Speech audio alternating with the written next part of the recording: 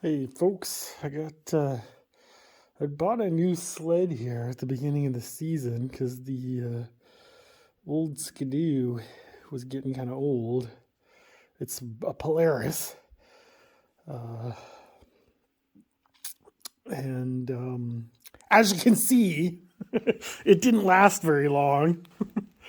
Should have stuck with Skidoo. This is a 2017 Polaris Switchback Assault 800, and I put maybe 500K on it, not even riding it that hard, and I blew this left piston here. Let's pull it over so you can see better. There it is. You see the little bits of chunks of ring up on top there. The other one's like okay, but whatever, these are monoblocks, you gotta do it all right. So, uh, this is my old Skidoo.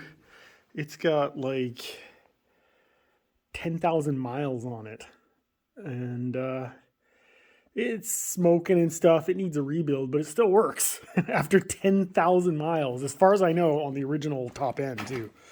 It did have the engine swapped at the beginning, but that was like a warranty thing.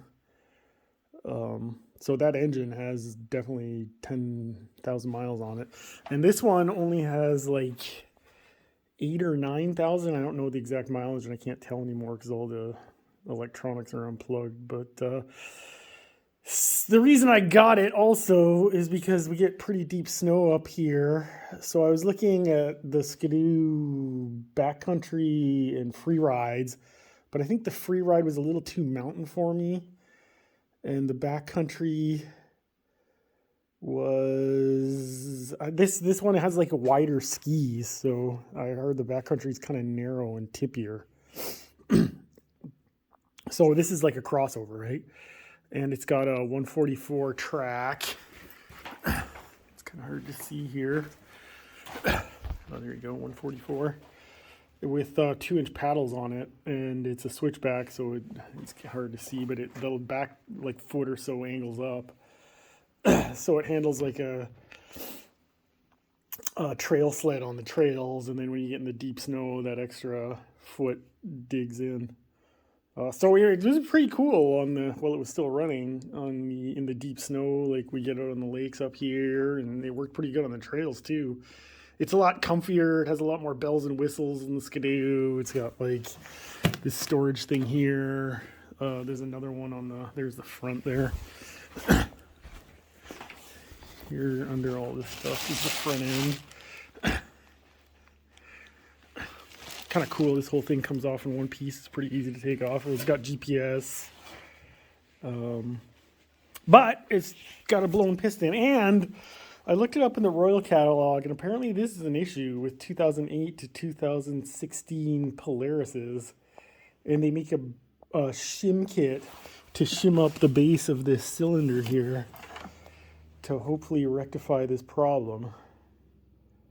But, this did go 8,000K on one top end, so that's not horrible. But this thing is a pain to take apart for sure. It doesn't say in the manual. We had to wing it. My cousin helped me. There's like a big shroud. The air cooler comes around here. That took us quite a while to figure out. There's sensors all over the damn place. The oil reservoir was here. That took us a little bit to figure out too. There's clutching down there. When it blew up, we were only about 10K away, which was lucky because we went like 160K that day. But this old Skidoo pulled it back. We pulled the belt off and dragged her back 10K back here. It actually worked pretty good. It's pretty easy to push without the belt on. Yeah, this thing is a pain to get apart though, especially without knowing how. So the springs in the exhaust were like one of the hardest things to get out. Here you can see the manifold. There's two on top there, and there's one under the bottom, and that one under the bottom was such a pain. I was trying to pull it from the front here, but it was actually hooked from the back, when I figured that out, it wasn't that bad to get off. But also the muffler here too. There was a spring back here that I missed. And then once I got that off, it just kind of pulls up off this. It just sits on this here nub, and then it just pulls off. So it's over there. There's the exhaust there. The manifold, the expansion pipe. Once I got that off, it opened things up a bit. But so I got the top end, or the head is off. The coolant, that's another thing. That's the coolant. I couldn't figure out how to drain the coolant. There's no drain plugs on it or anything. And so I Googled it and looked it up. And what you have to do is get a shop vac. You can see the back end of this thing is jacked way up in the air, right? I got even a pulley that pulled it up. You have to get a shop vac, stick it in here. I put some electrical tape around it to get a seal. And you have to undo this bleeder valve here. And suck it out with the shop vac. So that took me like quite a while to figure out, and without Google, I don't know how the hell I would have figured that out. Luckily, my neighbor had one to lend me too. So yeah, that got the drain. That got that drain. Then you can pull the head off because these things attach to the head. Oh, there's that other hose there. It goes on the bottom. It's kind of a pain to get off too.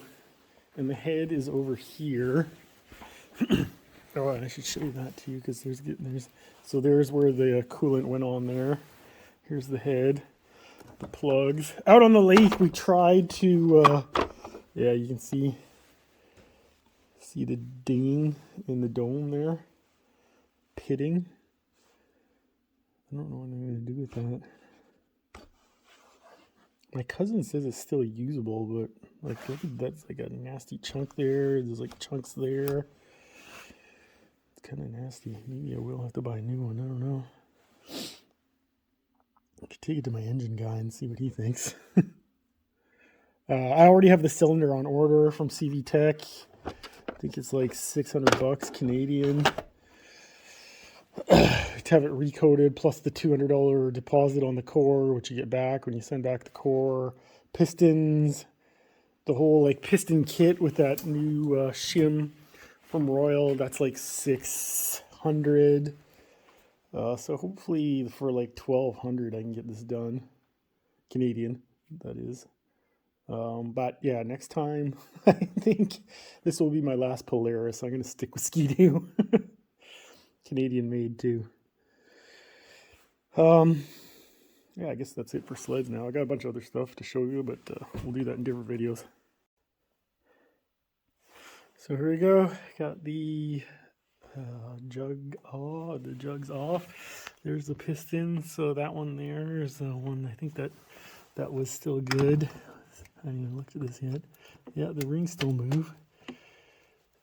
But this one here, ooh, is, oh my God, look at that. Holy, that's not good. That is not good. Look, the piston's cracked right there. On that side. You can see that? Yeah, I get down in here. Yeah. She was about to explode in a very bad way. How's the other side look? Can't really see. This side looks better. And this one. Is that a coated skirt? Looks like, you know. Well, anyway, let's pull it over maybe even more and get a better look at this one. Oh, what am I gonna say? Youch.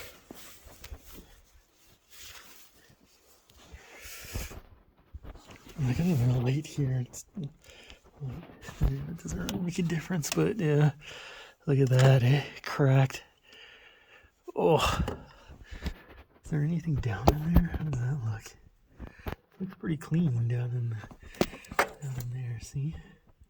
I don't see metal shards. The other side does look better for sure, though. No, that's not a coated piston. Is that the other one? Can you see it there? Yeah, there you go. Well, anyways, that's that side. So it looks like I don't have to go into the bottom end, hopefully, once I get that piston off. But I'll see for sure. But this cylinder, boy, is not good. So there's the bottom. I still got to take those Allen keys out and get the manifold off. Flip this guy over here. So here's where the power valves went. Here is, so this is the side that we're more interested in, where the piston blew. Back there, look at those colors. That's where the injectors go. That's pretty cool, eh? It makes the cylinder really clean. And you can see scoring all in there on the cylinder. Definitely cooked. There's a really big groove in it right there. But this is going back to CV Tech, and they will do whatever they do there, grind it out or coat over it. I don't even know how they do it. But down inside here, look, there was a chunk there. That's where the edge of that piston was like coming apart. Can't see that there? Yeah, you can see it there. Chunk out, and the ports are all kind of beat up. So this is exhaust port. Those must be all intake ports. And what, these are transfer ports, like on top, or is that more of the exhaust port? Look at the intake ports. They wrap like all the way around, eh? Much bigger than a Banshee cylinder. But yeah, there you have it. So now it's time to get new parts. Well, I still got to pull those pistons off, but that shouldn't be too hard. So here we go. Got the cylinder off. I got the manifold off. I got both pistons off. Here's the bad one. This is the ruined cylinder. And there's that crack on the side. Yeah, check that out. Big gouge, chunks missing out of here. I think all those chunks luckily went up into the dome. And then probably some of them out the exhaust. But the crank and stuff looks pretty good, I think. Let's go have a look over here. So yeah, there you go. That looks pretty clean. I don't see metal chunks down in there.